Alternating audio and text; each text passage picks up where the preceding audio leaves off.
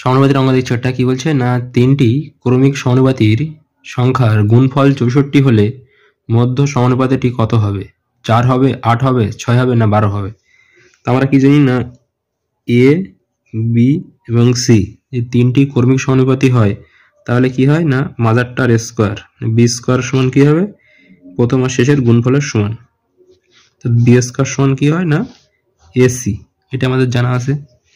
তিনটি সংখ্যা যদি এবিসি হয় এবং ক্রমিক সমানুপাতি থাকে, তাহলে বি স্কোয়ার সমান কত হবে না, এসি হবে। এখানে আমাদের কি বলেছে না, যদি তিনটে সংখ্যা এ বি সি হয়, তাহলে তিনটে সংখ্যার গুণফল বলে দিয়েছে কত না, 64। ঠিক আছে, সেখান থেকে আমাদের বি এর মানটা বার করতে হবে, যে মধ্য সমানুপাতি। তো আমরা কি জানি না, বিটা রাখলাম ইন্টু এসি ইকুয়াল টু 64। ঠিক আছে, আর বি স্কোয়ার সমান কত হয়, এসি, যেহেতু এবিসি ক্রমিক সমানুপাতিতে আছে, তাহলে এসির জায়গায় আমরা লিখে দেবো বি স্কোয়ার।